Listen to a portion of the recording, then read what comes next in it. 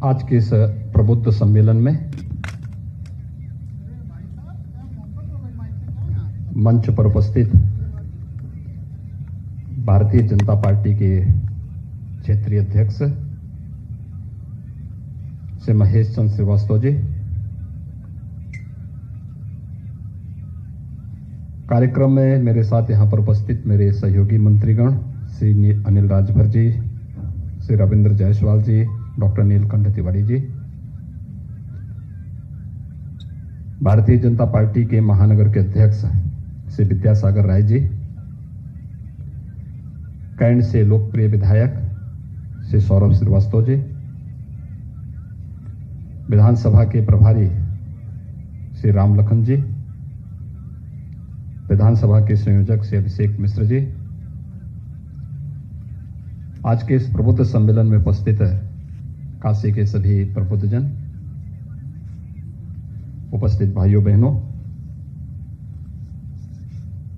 मैं काशी की इस पावन धरती को नमन करते हुए आप सबका हृदय से अभिनंदन करता हूं, स्वागत करता हूं। आज वैसे भी शिक्षक दिवस है और मैं सुबह 7 बजे से ही बाढ़ क्षेत्रों का दौरा कर रहा हूं। काशी में आया था, मैं यही सोच रहा था कि शिक्षक दिवस पे किसी कार्यक्रम में मैं भागीदार नहीं बन पाया, लेकिन मैं धन्यवाद दूंगा श्री सौरभ श्रीवास्तव जी और आयोजकों को कि उन्होंने यहाँ पर 11 ऐसी विभूतियों को, जिन्होंने अपने अपने क्षेत्र में कुछ विशिष्ट करके दिखाया है, उनका आज यहाँ पर सम्मान किया है।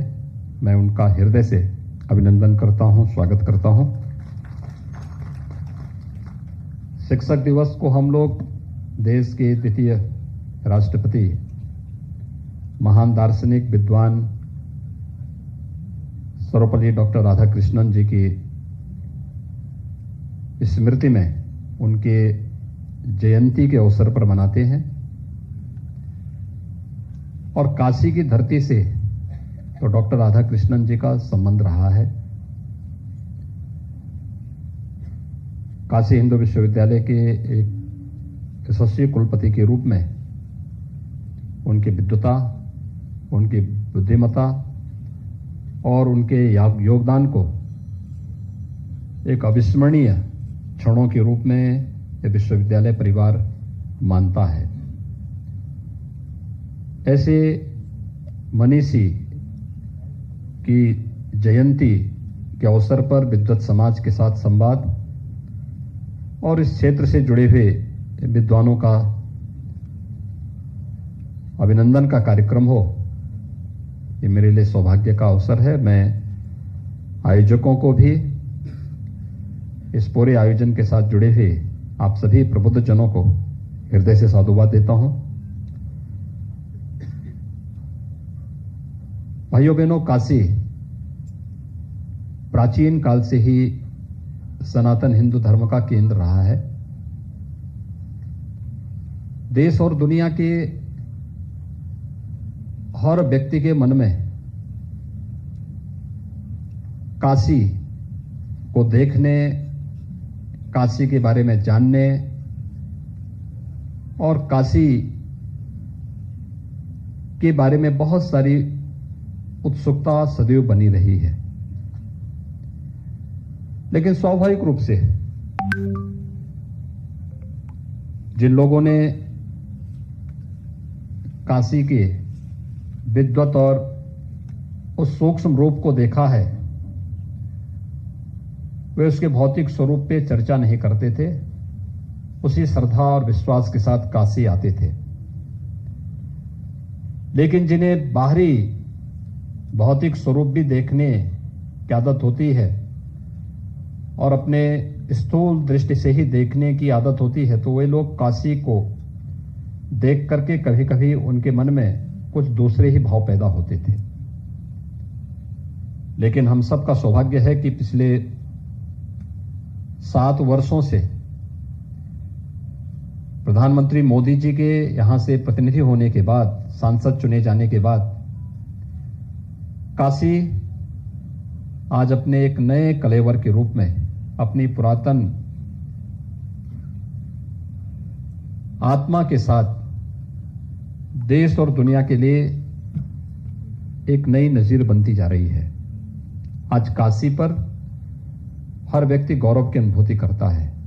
इसके आध्यात्मिक और सांस्कृतिक परंपराओं पर हम सबको पहले से गौरव था, लेकिन भौतिक विकास के जिस एक नए स्वरूप में काशी आगे बढ़ रही है, यह आप सबकी मनसा के अनुरूप, आपकी भावनाओं के अनुरूप, यहां की जनता जनार्दन की आशा और उनकी आकांक्षाओं के अनुरूप प्रधानमंत्री मोदी जी के मार्गदर्शन और नेतृत्व में काशी आज उस दिशा में न केवल काशी वासियों का बल्कि प्रदेशवासियों और देशवासियों का भी प्रतिनिधित्व करते हुए नेतृत्व प्रदान कर रही है। इसमें हमें भी राज्य की ओर से कुछ करने का योगदान प्राप्त होता है। इसको हम लोग अपना सौभाग्य मानते हैं, क्योंकि अपनी परंपरा पर, अपनी संस्कृति पर, अपनी विरासत पर गौरव की अनुभूति होना ये हर एक व्यक्ति के लिए मुझे लगता है सौभाग्य की बात होनी चाहिए। और मुझे, मेरे सभी सहयोगियों को ये सौभाग्य प्राप्त हुआ है कि हमें काशी में विकास और उसे नए कलेवर के रूप में प्रस्तुत करने के प्रधानमंत्री मोदी जी के इस अभियान के साथ नजदीक से जुड़ने, इस कार्यक्रम को आगे बढ़ाने का हम लोगों को सौभाग्य प्राप्त हुआ है। और यहां के उदाहरण को हम लोगों ने प्रदेश के अंदर अन्य अन्य स्थानों पर भी प्रस्तुत करने का प्रयास किया है। आज हर व्यक्ति कह सकता है काशी विकास की जिन योजनाओं को लेकर के चलता है वह काशी के साथ ही अन्य उन सभी स्थलों पर भी बराबर लागू होता है। स्वाभाविक रूप से सरकारें देश के अंदर 1947 से चली आ रही हैं और सरकारें आएंगी भी जाएंगी भी, लेकिन सरकार का विकास का जो विजन है वो क्या है, सरकार का एजेंडा क्या है, ये चीजें तय नहीं हो पाती थी। अपने एक संकीर्ण एजेंडे के साथ सरकारें आती थी, सरकारें जाती थी। जो आया है वो जाएगा भी, और काशी तो इसको बहुत नजदीक से महसूस भी करता है। काशी ने इसे आत्मसात भी किया है। एक प्रकरण आया था एक मामले में, माननीय न्यायालय में गया मामला। उन्होंने कहा कि अंतिम संस्कार की कार्रवाई हिंदू धर्म में सूर्यास्त के बाद नहीं होता है। मैंने कहा इनको काशी में ले जाकर दिखा दो, ये काशी जाकर के देख लें कि अंतिम संस्कार की कार्रवाई कैसे होनी है, काशी इनको बता देगा। उनके पास कोई जवाब नहीं था, वो मामला अभी लंबित पड़ा हुआ है। तो काशी एक नया उदाहरण हर क्षेत्र में प्रस्तुत करती है, जन्म से लेकर के अंतिम यात्रा तक की। उस अंतिम यात्रा की साक्षी काशी सदैव बनी रही है हर एक क्षेत्र में। तो स्वाभाविक रूप से विकास के क्षेत्र में जो नए प्रतिमान काशी ने स्थापित किए हैं, उन्हीं सब बातों को लेकर के हम लोगों ने प्रदेश के अंदर अन्य अन्य क्षेत्रों में भी इस कार्य को प्रस्तुत किया है। याद करिए, जब हमें प्रयागराज में कुंभ का आयोजन करना था, कुंभ के प्रयागराज कुंभ ने हजारों वर्षों की सनातन हिंदू धर्म की इस परंपरा को ठीक पूर्व हम लोगों ने काशी में प्रवासी भारतीय दिवस का आयोजन किया था। दुनिया के 76 देशों के प्रतिनिधि उसमें भागीदार बने थे। और फिर प्रवासी भारतीय दिवस का कार्यक्रम सफल होगा तो हम लोग ये मानते थे कि प्रयागराज का कुंभ भी सफल होगा। और आपने देखा होगा कि काशी में प्रधानमंत्री जी के मार्गदर्शन में जब हम लोगों ने प्रवासी भारतीय दिवस का कार्यक्रम सफलतापूर्वक आगे बढ़ाया, हर व्यक्ति अभिभूत था काशी को देख करके, दुनिया के अंदर से जहां जहां से लोग आए थे। क्योंकि जितने भी प्रवासी भारतीय थे ये सभी कोई 100 वर्ष पहले, किसी के पूर्वज 150 वर्ष पहले, किसी के पूर्वज 200 वर्ष पहले भारत छोड़ चुके थे। उनकी इच्छा तो होती थी भारत आने की। इनमें से ज्यादातर लोग ऐसे थे जिनके पूर्वज काशी और उसके आसपास के क्षेत्र पूर्वी उत्तर प्रदेश और बिहार से ही गए थे, लेकिन समय के अनुरूप कालखंड बीतता गया, युग बीतते गए, वे वापस अपनी धरती के साथ संवाद नहीं बना पाए। प्रवासी भारतीय दिवस ने आयोजन काशी में करने का अवसर दिया। मुझे याद है जब प्रधानमंत्री जी ने मुझे कहा कि प्रवासी भारतीय दिवस का कार्यक्रम क्या काशी में हो सकता है? तो मैंने कहा एकदम हो सकता है, काशी में होगा। जब विदेश मंत्रालय के साथ उन्होंने मुझसे बात करने के लिए कहा, मैं विदेश मंत्रालय में गया, विदेश मंत्रालय के सभी अधिकारी पहुंचे। उन्होंने कहा साहब काशी में कैसे हो पाएगा जी, वहां होटल नहीं है। मैंने कहा धर्मशालाओं में रुकवाएंगे। कहा अरे विदेशी अतिथि आएंगे धर्मशालाओं में रुकवाएंगे। मैंने कहा क्या दिक्कत आ रही है? हमने यहां टेंट सिटी बसाई उनके लिए, और फिर होटल और टेंट सिटी की जब बात होने लग गई, मैं देख रहा था जिन लोगों को होटल में हम लोगों ने रूम उपलब्ध करवाए थे, वे भी भाग भाग करके टेंट सिटी में जाते थे ठहरने के लिए। मैंने कहा यह है काशी। और अब तक का सबसे शानदार आयोजन हुआ था प्रवासी भारतीय दिवस का, यह 15वां संस्करण था जो काशी में आयोजित हुआ था। इससे पहले जो भी आयोजन होते थे दिल्ली में, बेंगलुरु में या किसी राज्य की राजधानी में आयोजित होते थे। उससे बाहर जाने की कोई कल्पना ही नहीं कर सकता था। जहां 5 स्टार होटल हो, 7 स्टार होटल हो, अत्याधुनिक सुविधा हो। काशी में हर व्यक्ति सशंकित था, पता नहीं कैसे होगा। लेकिन बाबा विश्वनाथ की कृपा से, मां गंगा की कृपा से जो भव्य आयोजन काशी का हुआ वह अविस्मरणीय बन गया। जो काशी में हो आया वह प्रयागराज कुंभ में भी गया, और प्रयागराज कुंभ अपनी सफलता की एक नई ऊंचाइयों को छूता हुआ दिखाई दिया। शासन की मंशा क्या है, ये उसकी नीति से पता लग जाता है। आगे के भावी योजनाओं के बारे में अंदाजा उसी से लगाया जा सकता है। और काशी के आयोजन, काशी के कार्यक्रमों के साथ ही जो कार्यक्रम आगे बढ़ते गए, ये प्रवासी भारतीय दिवस का आयोजन हो या फिर प्रयागराज कुंभ, ये हमारे लिए केवल आयोजन मात्र नहीं थे।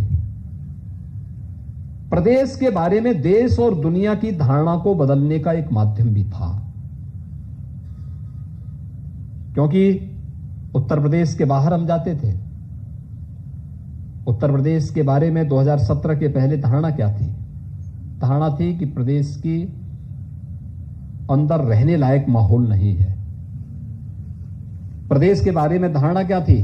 कि यहां पे दंगे होते हैं, तीसरे दिन एक दंगा होता है, यहां भ्रष्टाचार है, यहां माफियाओं का शिकंजा है, यहां शासन प्रशासन की व्यवस्था अपराधी और माफियाओं के द्वारा जकड़ी गई है, उससे कोई उसे मुक्त नहीं कर सकता। और इतनी खराब धारणा थी कि यहां का कोई नौजवान अगर कहीं बाहर जाता था, किसी प्रतियोगी परीक्षा के लिए जाता था, पढ़ा लिखा नौजवान है, अच्छा खासा उसके पास अनुभव है, लेकिन उत्तर प्रदेश का नाम सुनकर के बहुत सारे लोग तो उसको पहले ही बाहर का रास्ता दिखा देते थे।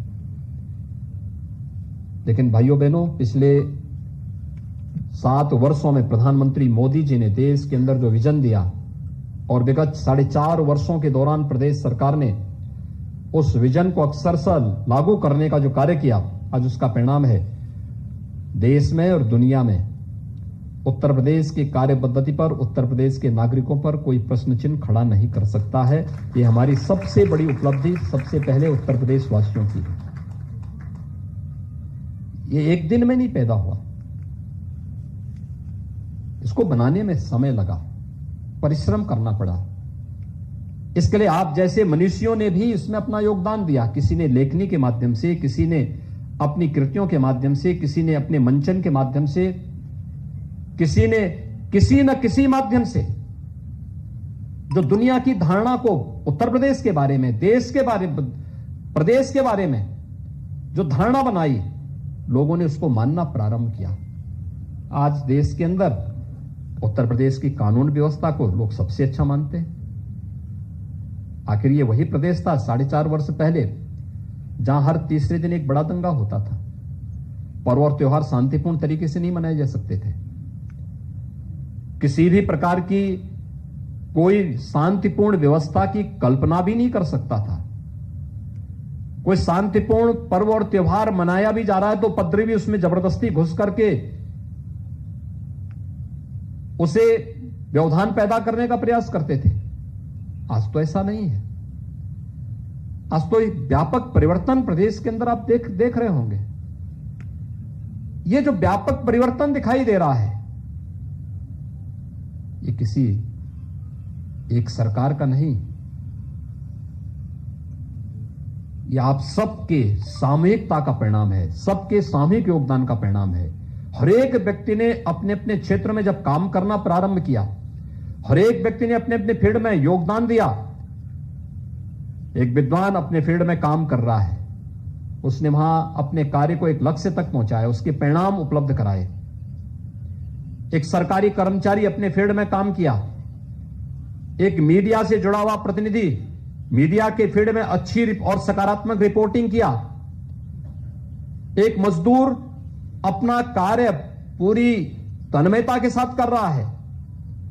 हर फील्ड का व्यक्ति अपने अपने क्षेत्र में जब काम किया है, उसके परिणाम सामने आए हैं। और आज इसीलिए उत्तर प्रदेश ने उन सभी धारणाओं को निर्मूल साबित किया है जो उत्तर प्रदेश के बारे में लगाई जाती थी, उत्तर प्रदेश के बारे में कही जाती थी, आज वे एक एक करके निर्मूल साबित होती हुई दिखाई दे रही हैं। और यही उत्तर प्रदेश जैसे आजादी के बाद देश के सबसे समृद्धशाली प्रदेश के रूप में अग्रसर होना चाहिए था, पिछड़ता गया। 1947 के आसपास उत्तर प्रदेश की प्रति व्यक्ति आय राष्ट्रीय प्रति व्यक्ति आय के समकक्ष थी। 2016 तक आते आते उसकी 1/3 हो गई और आज फिर से इसने जो छलांग लगानी प्रारंभ की है, मेरा अनुमान है कि अगले 5 वर्ष के अंदर उत्तर प्रदेश की प्रति व्यक्ति आय भी देश की प्रति व्यक्ति आय से अधिक होती हुई दिखाई देगी। इसमें कोई संदेह किसी को नहीं होना चाहिए। मुझे याद है जब व्यवसाय की सुगमता की बात आती थी, हम लोग सरकार 2017 में बनाए। हम लोगों की मंशा थी प्रदेश में सरकारी नौकरी के साथ साथ नौजवानों के लिए रोजगार की अनेक संभावनाएं विकसित होनी चाहिए। क्या हो सकता है, हमने पॉलिसीज बनानी शुरू की, अलग अलग सेक्टर की पॉलिसी बनाई। हम निवेशक के पास जाते थे और कहता था साहब आपके यहां इज ऑफ डूइंग बिजनेस में तो उत्तर प्रदेश 14वें स्थान पर है, उत्तर प्रदेश में माहौल नहीं है। हमने प्रयास छोड़ा नहीं, हम लगातार कार्य करते रहे और मुझे बताते हुए प्रसन्नता है कि मात्र 3-4 वर्षों के अंदर ही हम लोगों ने जो प्रयास प्रारंभ किए, 14वें नंबर की अपनी रैंकिंग को ला करके दूसरे नंबर पर ला करके हम लोगों ने खड़ा किया देश के अंदर। आज दुनिया का निवेश कोरोना कालखंड में भी, जब दुनिया कोरोना से जूझ रही थी, पहले चरण में आपने देखा होगा जब पहली लहर आई थी, इतनी खतरनाक नहीं थी। प्रधानमंत्री जी का मार्गदर्शन निरंतर प्राप्त होता रहा। भारत सरकार हर प्रकार का संसाधन भी उपलब्ध कराती थी, लेकिन उत्तर प्रदेश के सामने एक नई चुनौती आती थी। चुनौती भी किस रूप में? पहले लॉकडाउन जैसे प्रारंभ हुआ तो अभिभावकों के फोन मेरे पास आने लग गए कि हमारे बच्चे कोटा में फंसे हुए हैं, कैसे लेके आएंगे। मैंने कहा लॉकडाउन हो गया, वे सुरक्षित होंगे कहां? नहीं, किसी भी स्थिति में हमारे घर पहुंचा दो। हम लोगों ने राजस्थान सरकार से बातचीत की, उन्होंने सहयोग करने से इनकार कर दिया, कहा हम वाहन नहीं उपलब्ध कराएंगे। मैंने कहा हमारी बसेज को वहां जाने दो, उन्होंने कहा सोच के बताएंगे। फिर हमने अपनी बसेस तैयार की, उन सब के साथ पुलिस के जवान भेजे और उत्तर प्रदेश के सभी छात्रों को जो कोटा में प्रतियोगी परीक्षाओं की तैयारी कर रहे थे, हम लोग उन सबको सुरक्षित उनके घरों तक पहुंचाने का कार्य भी किए। प्रयागराज में 15,000 बच्चे प्रतियोगी परीक्षाओं की तैयारी कर रहे थे।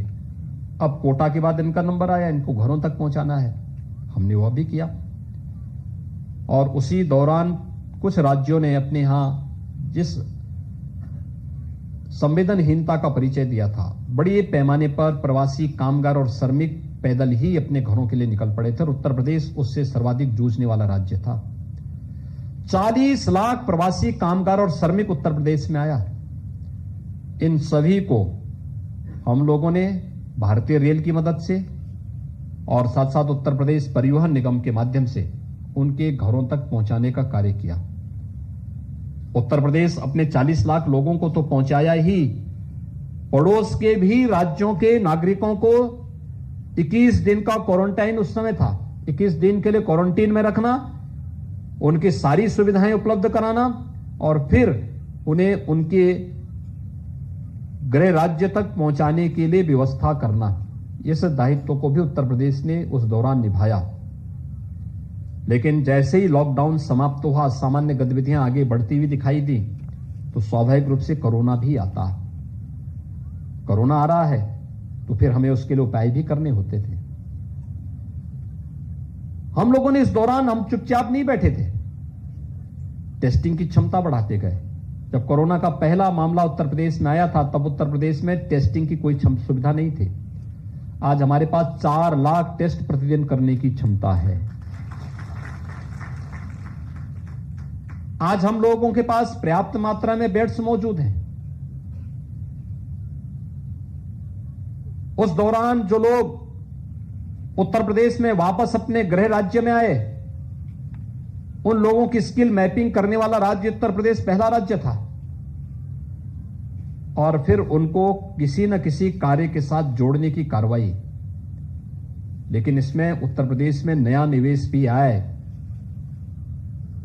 और हमारी रुचि थी। भारत सरकार ने भी एक लक्ष्य दिया था, क्या हम चीन से कोई निवेश ला सकते थे? हम लोगों ने कहा क्यों नहीं आएगा, अवश्य आएगा। और चीन का पहला निवेश 5,000 करोड़ रुपए का हम उत्तर प्रदेश में लेकर के आए थे। वो था डिस्प्ले यूनिट। देश के अंदर पहला डिस्प्ले यूनिट उत्तर प्रदेश के अंदर लगा है और वह उसने उत्पादन भी कार्य अपना प्रारंभ कर दिया है। ये चीन से आया था। इसके बाद लगभग 66,000 करोड़ रुपए का निवेश हम लोग उत्तर प्रदेश में कराए हैं। लेकिन इसी दौरान द्वितीय लहर भी आई। ऑक्सीजन की किल्लत इस दौरान देखने को मिली। पीएम केयर से, भारत सरकार के सहयोग से, तमाम दानदाताओं के सहयोग से राज्य सरकार इस समय 555 ऑक्सीजन प्लांट प्रदेश के अंदर अलग अलग हॉस्पिटल्स में लगा रही है। ऑक्सीजन के क्षेत्र में भी आत्मनिर्भरता के लक्ष्य को प्राप्त करने की दिशा में किए जाने के प्रयास, यह भी इस दौरान हम लोगों ने प्रदेश के अंदर स्थापित किए। यह लगातार चलने वाली एक सतत प्रक्रिया है। डिमांड और सप्लाई का, मार्केट का नियम है, तो जनता जनार्दन के साथ भी इसी प्रकार के, अगर जनता की मांग है, यह कार्य होना है, तो सरकार भी उस लक्ष्य को ध्यान में रखकर के उसके अनुरूप योजनाएं बनाती है, उसको फिर लागू करती है। और कोरोना कालखंड में हम लोगों ने इन सब बातों को यहां पर देखा है, बहुत नजदीक से महसूस भी किया है। भाइयों बहनों, आप सब काशी में रहते हैं। भौतिक विकास देश के अंदर भी और प्रदेश के अंदर भी आप सब देख रहे होंगे, और ये तो सतत चलने वाली एक प्रक्रिया का हिस्सा है। ये निरंतर चलना भी चाहिए। लोगों की आवश्यकता के अनुरूप उस प्रकार की सुविधाएं उन्हें मिलनी भी चाहिए। लेकिन आजादी के बाद आपने देखा होगा, एक ट्रेंड देश के अंदर चलाने का प्रयास हुआ था कि जो भारतीय है, जो भारतीयता से जुड़ा हुआ है, उसको हतोत्साहित करो, और जो भारतीयता के मार्ग में बाधक बने, उसकी प्रगति में बाधक बने, उसे हे दृष्टि से देखें, उसे प्रोत्साहित करो। और यही होता रहा। आजादी के बाद आपने देखा होगा बहुत सारी सरकारें आई। उन सरकारों में मुझे लगता है काशी बाबा विश्वनाथ मंदिर में जाने के लिए लोग, कोई देश का राष्ट्राध्यक्ष आ रहा हो और एक विशेष आयोजन उस देश से वहां पर कर रहा हो, आते नहीं थे। दर्शन करने भी आते, चोरी छुपे आकर के भले ही निकल गए, लेकिन एक विशिष्ट आयोजन के साथ वहां पर आए नहीं जाते थे। अयोध्या तो खैर उनके देश से बहुत दूर था, मथुरा नहीं आते थे। यानी ये सभी जो हमारे मान बिंदु हैं, हमारी आस्था के केंद्र बिंदु हैं, भारतीय आस्था और भारतीय संस्कृति की आत्मा के रूप में जिनकी पहचान है, वहां पर आने में लोग संकोच महसूस करते थे। उनको लगता था ये इनकी पहचान के मामले में आड़े आ रहे हैं, नहीं जाते थे। लेकिन आपने देखा होगा अब एक होड़ लगी है। प्रधानमंत्री मोदी जी ने देश और दुनिया के सामने एक एजेंडा इस रूप में प्रस्तुत किया, दुनिया के अंदर अपनी सनातन धर्म से जुड़ी हुई उन पहचान को एक नए वैश्विक मंच पर प्रस्तुत करने का जो तरीका है, चाहे वह योग को वैश्विक मंच पर उपलब्ध करा करके योग को विश्व योग दिवस के रूप में 21 जून की तिथि हो, या फिर कुंभ को दुनिया की एक अद्भुत सांस्कृतिक आध्यात्मिक घटना के रूप में प्रस्तुत करने का हो। ये सभी आयोजन अपने आप में अद्भुत हैं, लेकिन साथ साथ तो 5 सदी से जिस कार्य के लिए हिंदू समाज जूझता रहा, अयोध्या में श्री राम जन्मभूमि पर भगवान राम के भव्य मंदिर के निर्माण का कार्य प्रारंभ हो। याद करिए, एक नेतृत्व वह था आजादी के तत्काल बाद जिसने सोमनाथ मंदिर के कार्य के शुभारंभ का विरोध किया था, और एक नेतृत्व आज है अयोध्या में राम मंदिर के निर्माण कार्य के लिए प्रत्यक्ष रूप से उपस्थित होकर के 5 सदी के इस इंतजार को दूर करके सनातन आस्था के साथ अपने आप को जोड़ करके गौरव की अनुभूति कर रहा हो। और यही पहचान होती है कि संकट के समय कौन आपके साथ खड़ा है, कौन आपकी आस्था के साथ खड़ा है, कौन उन्हें सम्मान दे रहा है। सर्वसम्मति से समस्या का समाधान होने के बाद इस कार्य का शुभारंभ हो, एक प्रश्न बना हुआ था। और प्रधानमंत्री मोदी जी ने अयोध्या में आकर के भगवान राम के भव्य मंदिर के निर्माण कार्य का शुभारंभ करके देश और दुनिया के सामने इस बात को बताया कि हमारी आस्था के प्रतीक सदैव हमारे लिए इसी आस्था के और नमन के केंद्र बिंदु होंगे जो हर भारतीय के लिए होने चाहिए। और अयोध्या में आकर के उन्होंने उस कार्यक्रम को उसी भव्यता के साथ आगे बढ़ाने का कार्य भी किया। आज काशी में काशी विश्वनाथ धाम आज अपने जिस एक नए कलेवर के रूप में अपनी पुरातन आत्मा को बनाए रखते हुए आगे बढ़ रहा है। आप देखना, इस पूरे प्रोजेक्ट के पूरे होने पर प्रधानमंत्री मोदी जी के विजन के अनुरूप इस पूरी परियोजना के पूर्ण होने पर काशी एक नए रूप में दुनिया के सामने वैश्विक मंच पर देखने को मिलेगा। काशी वर्षों से जिस बात के लिए एक तड़प थी, तड़पन थी, मुझे याद है मैं एक ऑडियो सुन रहा था, यही काशी में 1916 में काशी हिंदू विश्वविद्यालय के उद्घाटन समारोह में राष्ट्रपिता महात्मा गांधी भी पधारे थे। और तब उन्होंने काशी विश्वनाथ मंदिर के दर्शन करने के लिए गए थे और बहुत तीखी टिप्पणी की थी गांधी जी ने। गांधी जी ने तब कहा था, ये कैसा हिंदू है, कितनी गंदगी है, वहां पर प्रसाद बिक रहा था, फूल पुष्प यानी फूल भी बिक रहे थे, धूप था, उन्होंने मक्खी लग रही थी, वहीं पे गंदगी थी। और तब गांधी जी ने 1916 में टिप्पणी की थी। गांधी जी के नाम पर शासन करने वाले अनेक सरकारें आई होंगी, गांधी जी के नाम का उपयोग करते हुए लोगों ने सत्ताएं हासिल की होंगी, लेकिन गांधी जी की भावनाओं के अनुरूप काशी विश्वनाथ मंदिर बन सके, यह विजन मोदी जी ने ही हम सबको प्रदान किया।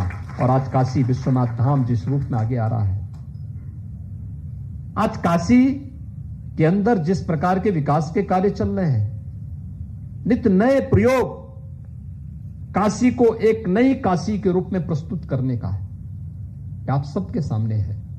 और जो काशी में प्रयोग होते हैं, सफलतापूर्वक आगे बढ़ते हैं, यही प्रदेश के अंदर अन्य स्थलों पर भी लागू होते हैं। आज आप जाइए, कभी मां विंध्यवासिनी धाम में जाने का अवसर प्राप्त हो, एक बार जाकर के देखिए, वहां पर भी काशी विश्वनाथ धाम में जिस प्रकार की परियोजना यहां पे लागू हुई है, यही परियोजना मां विंध्यवासिनी धाम पर भी उसी तत्परता के साथ और उसी ईमानदारी के साथ, उसी आस्था का सम्मान करते हुए मां विंध्यवासिनी धाम में भी लागू की गई है। अयोध्या में भी इसी प्रकार की कार्य योजना लागू की गई है। ब्रज क्षेत्र में, मथुरा में भी इस प्रकार की कार्य योजना लागू की गई है।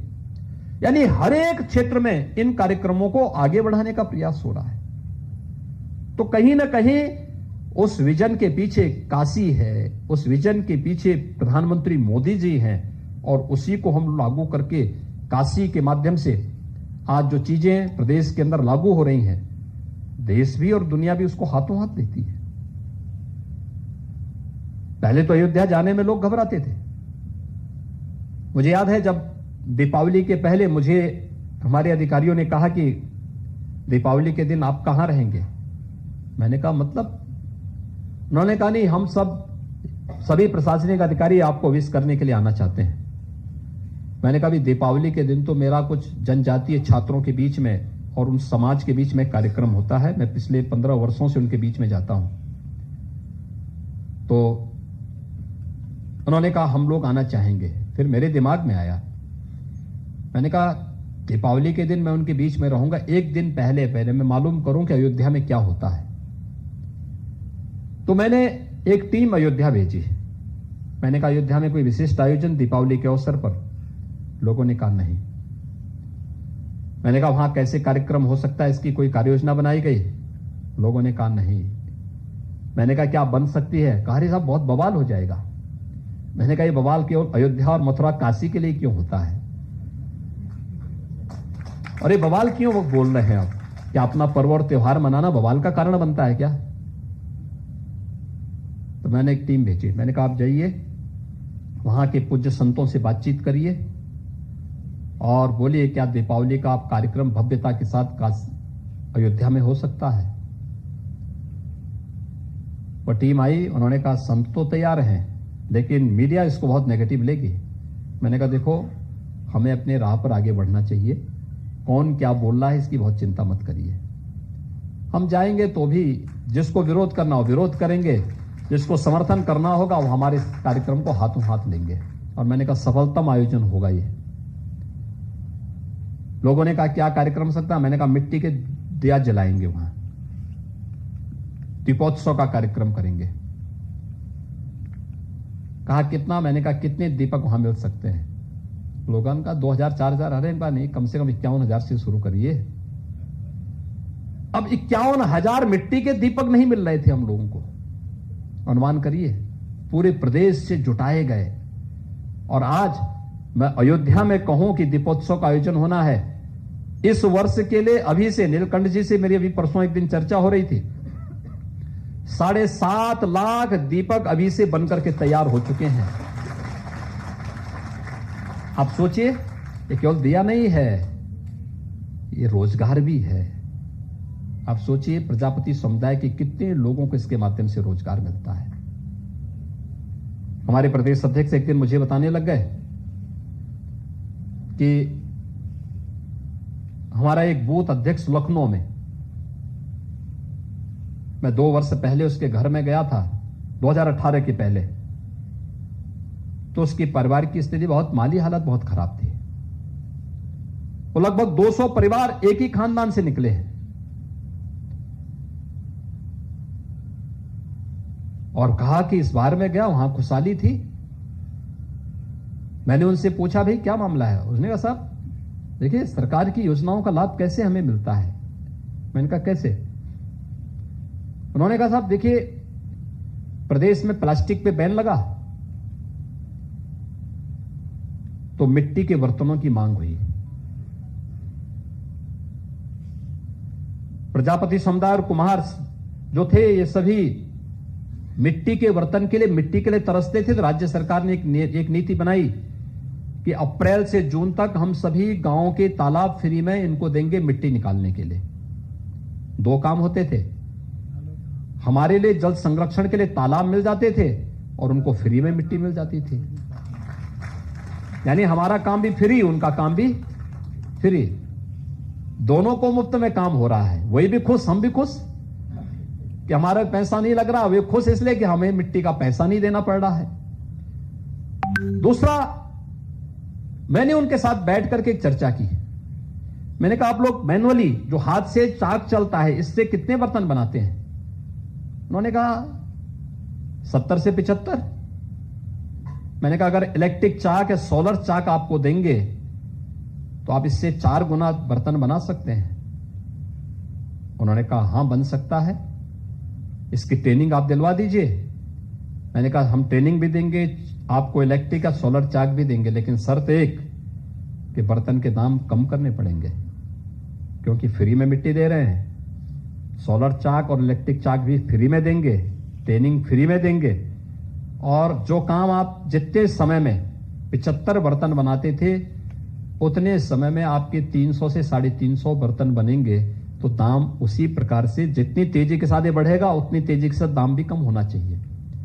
और आज आप देख रहे होंगे मिट्टी के बर्तन जो पहले थर्माकोल या प्लास्टिक के गिलास आते थे उसी के समकक्ष बिक रहे हैं, तो लोग उसका उपयोग भी कर रहे हैं, स्वस्थ भी रह रहे हैं, पर्यावरण को भी बचा रहे हैं। कितने लोगों के जीवन में परिवर्तन आ सकता है। तो उसने मुझे बताया कि वहां पे लखनऊ में वो सभी 200 परिवार इस बात के लिए खुशहाल हैं कि आज उनके पास मिट्टी के बर्तन के वहां पर तमाम प्रकार के कुल्हड़ के, दीपक के और मिट्टी के गौरी गणेश के, आपने देखा होगा विगत वर्ष कोरोना के कारण पहले गौरी गणेश भी चीन यहां भेजता था, लक्ष्मी गणेश की मूर्ति भी चीन से आने लग गई थी, और कितना विकृत मूर्ति बना के भेजते थे।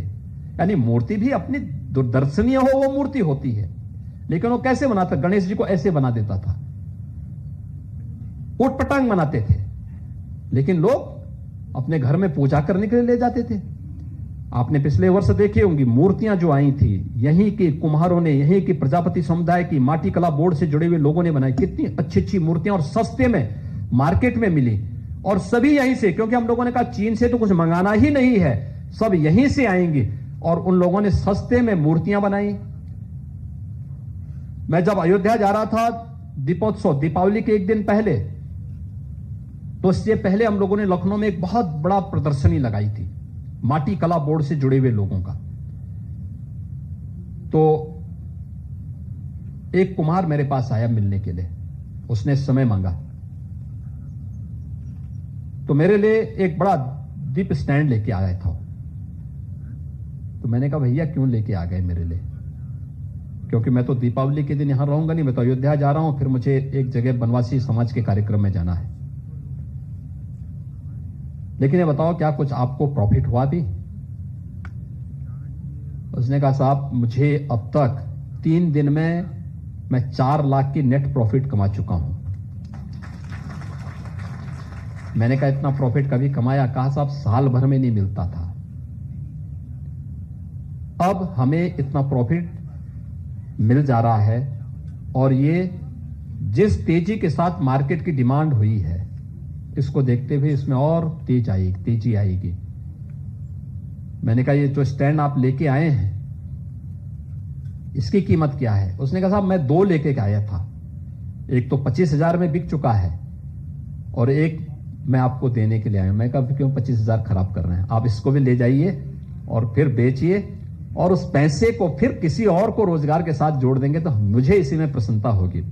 और मुझे बहुत अच्छा लगता है कि जब लोग प्रधानमंत्री मोदी जी के आत्मनिर्भर भारत के इस विजन के साथ जुड़ करके स्वावलंबन की ओर अग्रसर होते हैं। आप में से हर व्यक्ति लोगों को एक नई दृष्टि दे सकता है जीवन के हर एक क्षेत्र में। जैसे आज शिक्षक दिवस है, हमारे इस क्षेत्र से जुड़े हुए जितनी भी विभूतियां हैं, ये बेसिक शिक्षा में होंगे, माध्यमिक में होंगे, उच्च में होंगे, टेक्निकल में होंगे, मेडिकल एजुकेशन के साथ जुड़े होंगे, वोकेशनल एजुकेशन के साथ जुड़े होंगे। वास्तव में इनके सामने सबसे बड़ी चैलेंज था। मार्च 2020 में हम लोगों ने स्कूल कॉलेजेस बंद कर दिए थे। बीच में 2-3 महीने 2021 में हम लोगों ने खोलने का प्रयास तो किया, लेकिन फिर एक चैलेंज होता था। इस बार हम लोगों ने फिर से जैसे स्कूल कॉलेजेस खोले हैं, फिर से बात सामने आ रही है कि थर्ड लहर आ सकती है, थर्ड लहर आ सकती है। एक चैलेंज, कैसे हम उन सभी बच्चों को शिक्षा के साथ जोड़ सकते हैं, और इस चैलेंज के बीच से रास्ता निकालना है, इस चुनौती के बीच से रास्ता निकालना होगा। लोगों को राह दिखानी पड़ेगी।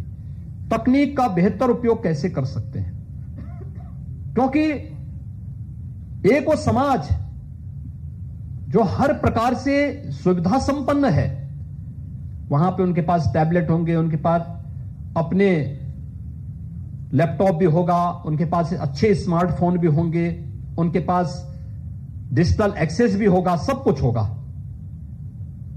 लेकिन एक बड़ा तबका हमारे यहां तो ऐसा भी है जिसके पास डिजिटल एक्सेस की बात तो बहुत दूर है, जिसके पास घर में टेलीविजन नहीं है, जिसके पास कोई टैबलेट नहीं है, स्मार्टफोन नहीं है। उन लोगों तक कैसे हम अपनी उपस्थिति दर्ज कर सकें? और एक लंबे समय तक स्कूल कॉलेजेस बंद नहीं हो सकते। मैं कल और 3-4 दिन से बाढ़ क्षेत्रों का दौरा कर रहा हूं। मैं एक गांव में, बाढ़ प्रभावित गांव में गया। एक लड़का मुझे मिला, मैंने उसको बुलाया, मैंने कहा स्कूल पढ़ते हो? उसने कहा हाँ। मैंने कहा कौन क्लास में पढ़ते हो? उसने कहा जब मैं स्कूल छोड़ा था तब मैं 4थी क्लास में था। तो मैंने कहा कितने दिन हो गए स्कूल गए हुए? कहा देखिए इस समय तो बाढ़ आई है, इससे पहले कोरोना आया था और मैं स्कूल नहीं जा पाया हूं। आप सोचिए, उस बच्चे का संवाद स्कूल से टूट सा गया है। उसने कहा 4थी क्लास में मैं पढ़ता था, स्कूल नहीं जा पा रहा हूं।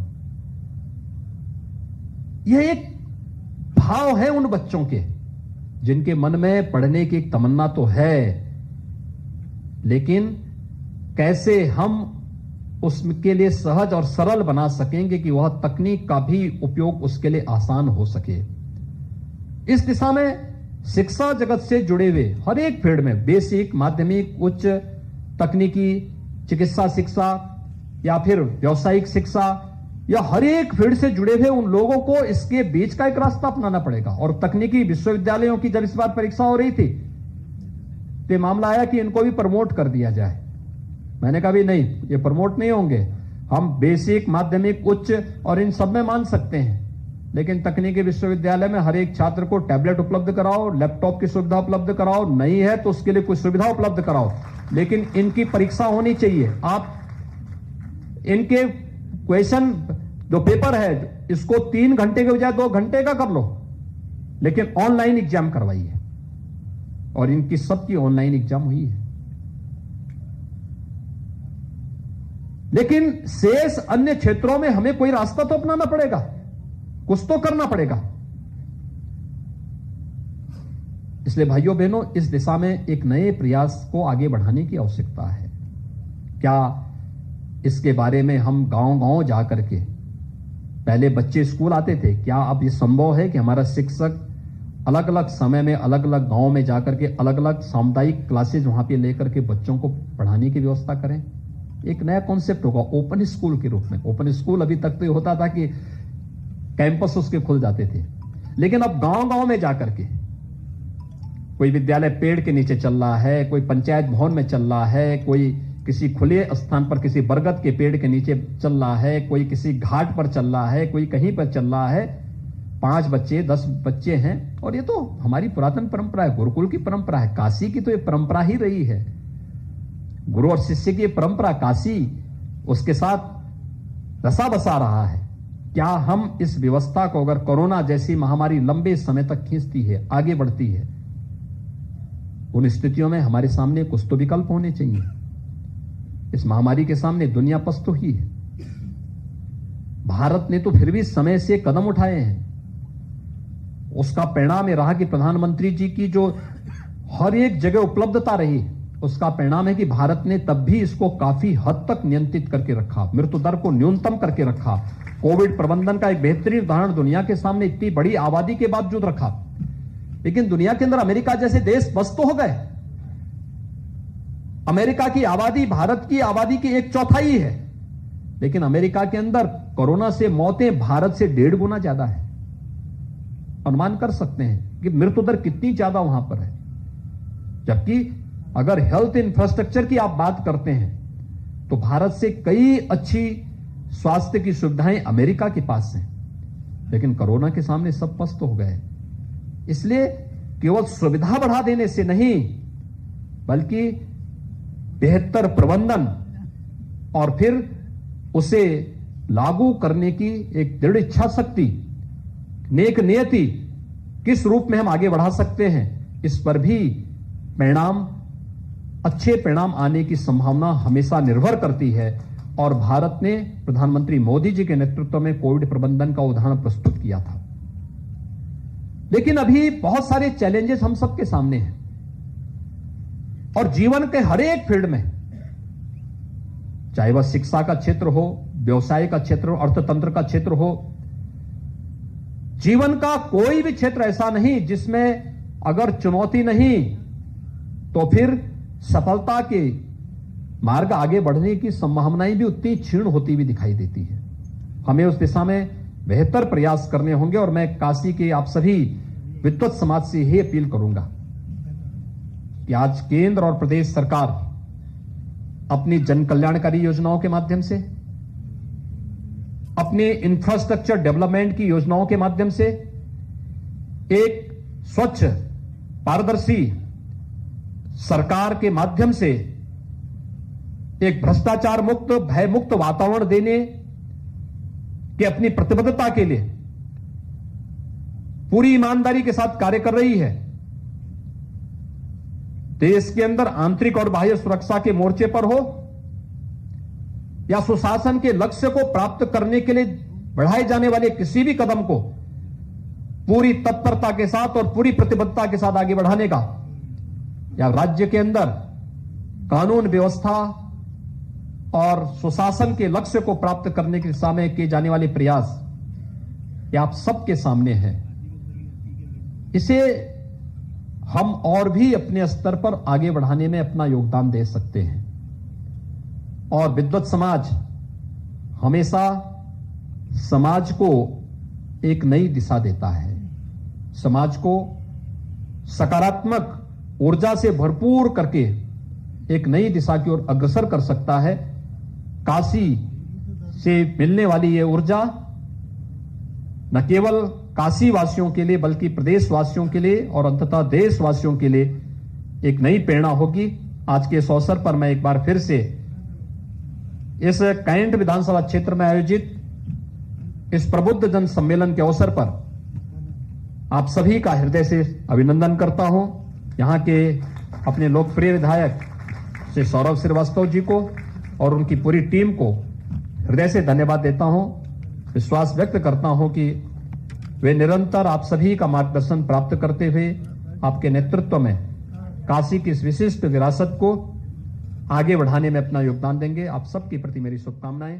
धन्यवाद।